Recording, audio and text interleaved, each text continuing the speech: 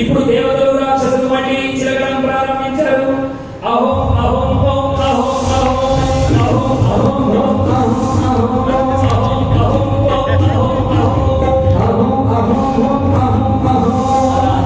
చిలుకుతూ ఉంటే సురభి అన్న గోవు ఉద్భవించే.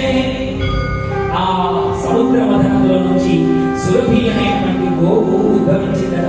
ఈ గోవు నుంచి వచ్చేటువంటి పాలు ఋషులు మునులు యజ్ఞయాగాలకు ఉపయోగపడాలని ఆ సురభి అనే గోవును ఋషులు మునులు అందరూ స్వీకరించారట. మళ్ళీ చిలుకుతూ ఉన్నారు. చిలుకుతూ ఉంటే తెల్లని గుర్రం ఒకటి ఉద్భవించిందట.